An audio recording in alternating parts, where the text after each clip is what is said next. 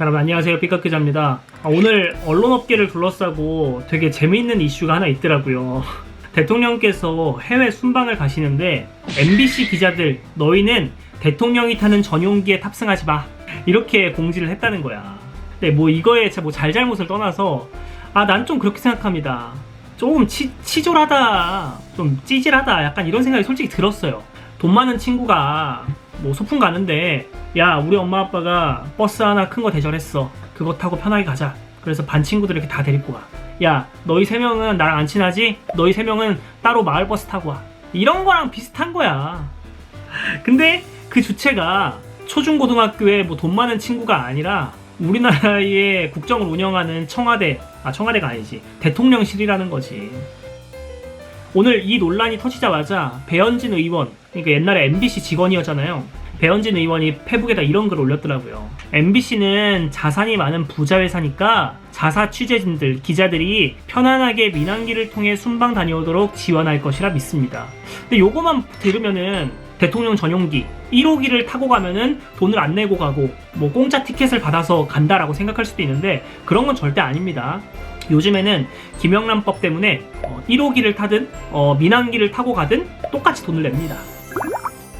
이제 1호기, 그냥 대통령 전용기에 탑승하면 이제 대통령이랑 같은 비행기를 타고 가다 보니까 대통령이 거기서 뭐 이런저런 얘기를 해줘요. 뭐 이렇게 오프 더 레코드로 뭔가 얘기를 해주기도 할 거고, 그리고 대통령을 보좌하는 핵심 관료들, 뭐 그런 사람들도 같이 탈 거니까 뭐 핵심 관료들도 취재하고 대통령과 이런저런 얘기도 나누면서 대통령이 이런 생각을 하고 있구나, 순방길에서 그 비행기를 타고 가는 몇 시간 동안 취재를 하는 거지. 그래서 취재진이 대통령 전용기에 같이 탑승하는 거예요.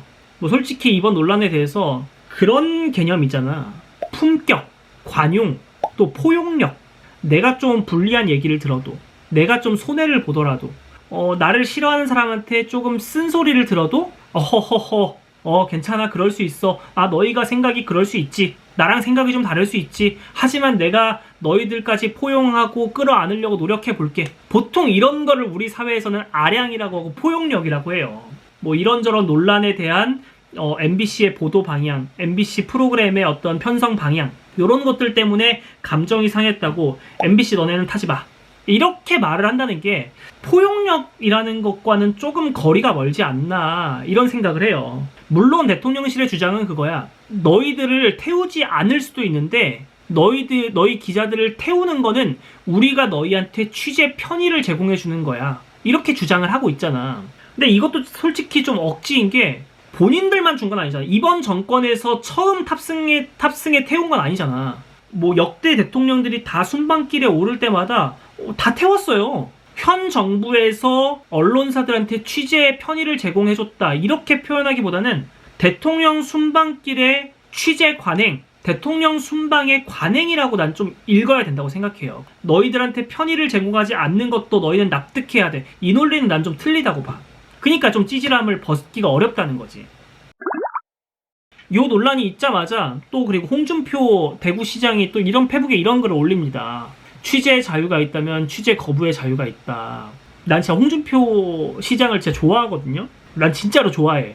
아버지가 안 계셨나? 그리고 어머니가 문맹인인가? 근데 공부 열심히 해가지고 검사 되고 대통령 후보까지 나오고 대구시장까지 하고 있잖아. 어떻게 보면은 1세대 자수성가형 인물이잖아. 나는 그런 스토리가 되게 멋있어. 그리고 홍준표 시장이 말하는 어떤 정치적인 뭐 어떤 메시지? 그렇게 곤조 있게 말하는 거, 난 되게 멋있다고 생각해. 근데 이건 좀 품격이 없는 거지. 나한테 불리한 기사 썼다고, 나한테 내 귀에 안 좋은 소리 썼다고 기자를 기자실 부스에서 빼버리고, 이제 나 경남도지사 할 때까지 너희 방송사는 취재하지 마. 좀 격이 떨어진다고 솔직히 난 읽혀요. 근데 요런 행태를 누가 하냐면요, 되게 극단적인 단체에서 합니다. 되게 진보적인 시민단체, 혹은 되게 보수적인 뭐 어떤 시민단체, 뭐 이런 데서 어떤 식이냐면 기자회견을 열어. 되게 진보적인 시민단체야. 오늘 땡땡 시민단체에서 기자회견 합니다. 근데 여기에 조선중앙동아 기자님 있으세요? 조선중앙동아 기자들은 취재 안 받겠습니다. 나가주세요. 지금 당장 나가주세요. 이렇게 얘기해. 보수 시민단체, 아주 극단적인 보수 시민단체에서 마찬가지야. 뭐 땡땡 진보 매체, 땡땡 진보 매체 있으면은 당장 나가주세요. 우린 당신들 취재 안 받습니다. 이렇게 얘기를 해요. 이 행동이랑 똑같은 거야. 아까 말했던 뭐 조중동 나가세요, 혹은 한겨레 경향 나가세요. 아주 한쪽으로 치우쳐 있는 시민단체잖아. 아주 한쪽으로 치우쳐 있는 어떤 단체들일 거 아니야. 근데 정치인이잖아. 대통령이고 이 당시에 홍준표 시장은 경남도지사였고, 시민단체는 그래도 돼. 어떤 이익단체는 그래도 돼. 왜냐면 본인들의 이익, 본인들의 정치적인 포지션, 이런 것들이 있기 때문에. 근데 대통령이잖아. 경남도지사잖아. 우리나라에도 좌와 우가 있고 진보와 보수가 있고 경남도에도 마찬가지일 거야. 이 모두를 아우르고 가야 되는 게 정치인의 역할인데, 나한테 불리한 얘기한다고 내쫓고, 야 너희는 나한테 이상한 보도하는, 나한테 안 좋은 소리 하는 언론사니까 나가. 언론사한테도 이렇게 행동하는데, MBC라는 방송사한테도 이렇게 행동하는데, 그럼 국민들한테도 그렇게 행동할 건가? 난 솔직히 그렇게 읽혀요. 정치인, 집권당, 그렇다면 조금 포용하고 아우르고 MBC가 뭔가 잘못 보도하고 억울하게 보도했다라고 하면은 그 억울함을 풀고 이렇게 밀고 당기기를 해서 MBC도 우리 편으로 이렇게 포섭하고, 좀 그런 게 정치력이고 포용력인데, 대통령 비행 전용기 안 태울게, 나한테 안 좋은 얘기했던 방송사는 뭐 기자실에서 빼버리고, 그걸 자랑처럼 늘어놓는 거는 조금 정치인의 그런 사고방식이 아니라는 거지.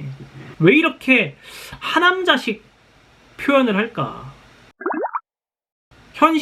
지금 시점이 윤석열 대통령한테 되게 좋은 시기라고 생각했어. 나는 강아지를 키우는 입장으로서 문재인 전 대통령이 풍산개를 이제 다시 돌려준다 뭐 이렇게 했잖아. 그래서 애견인들 사이에서는 왜 키우던 강아지를 뭐 이렇게 파양하냐, 문재인 대통령을 막 질책해. 그러고 나서 윤석열 대통령이 풍산개를 우리가 입양할 수 있다, 우리가 키우는 것도 고려를 해보겠다, 이런 얘기를 했잖아. 그래, 하긴 뭐 김건희 여사도 원래 유기견 유기묘를 키웠으니까 진짜 애완견을 사랑하는 사람은 윤석열 대통령과 김건희 여사였구나, 이렇게 생각을 하고 있는, 좀 상남자인데? 라고 생각하고 있는 찰나에 갑자기 며칠 있다가 MBC 타지마, 왜 이렇게 하남자식으로 대응을 하냐, 이건 거지. 그리고 사실 MBC가 뭔가 잘못을 했어, MBC의 보도가 확실하게 잘못됐어, 그러면 구제할 수 있는 방법이 있습니다. 언론중재위원회를 통할 수도 있고요. 그 보도로 인해서 MBC가 확실하게 잘못 보도해서 누구한테 피해를 입혔으면 그거는 민사소송을 걸면 됩니다. 사실 딱 1년 전이에요. 1년 전. 문재인 대통령 집권 후반기. 더불어민주당에서 언론중재법, 그러니까 언론을 상대로 징벌적 손해배상을 청구할 수 있는 언론중재법을 추진했을 때 국민의힘, 지금의 여당에서 엄청 반대했습니다. 언론한테 재갈 물린다고. 그 당시 논리가 그거였어요. 딱 그거였어. 언론으로 인해 피해를 받았으면은 언론중재위원회를 찾아가서 조정 신청을 하고 혹은 사과를 받아내고, 그렇게 하는 공식적인 창구가 이미 있는데 무슨 징벌적 손해배상을 언론사한테 들이밀어? 이런 논리로 국민의힘이 대치를 했어요. 근데 집권하고 딱 6개월 지나니까 포지션이 완전 달라진 거야. 대통령 전용기에 어떤 방송사를 안 태우고 이런 것이 취재 편의를 제공해 준 거였다면서 되게 찌질한 대응을 하고 있다는 거야. 딱 1년 만에 바뀐 거예요. 되게 안타까워. 지금 다시 야당이 그럼 언론에 재갈 물리냐, 언론 탄압이다, 또 그러고 있잖아. 완전히 포지션이 바뀐 거야. 진짜 좀 웃기잖아. MBC한테 억울한 게 있고, MBC가 만약 잘못했다면 공식적인 창구가 있어요. 언론중재위원회 혹은 소송을 걸면 돼. 근데 그걸 안 하고 대통령이 타지 마, 이렇게 한다는 게 좀 너무 속보이잖아.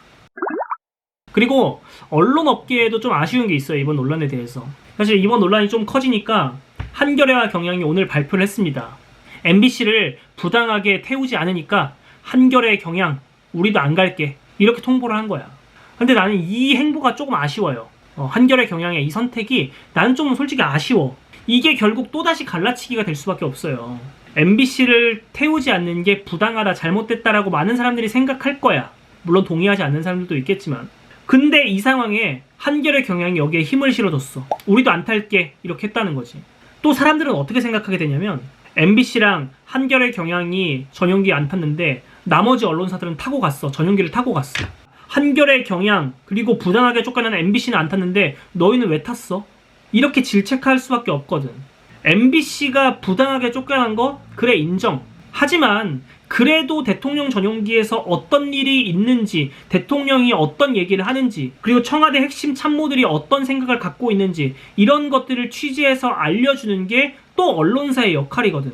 대통령 순방길에서 대통령이 어떤 말실수를 하거나 청와대 참모들이 이상한 소리를 해서 그걸 꼬투리 잡아서 대통령실에 안 좋은 기사를 쓸 수도 있어.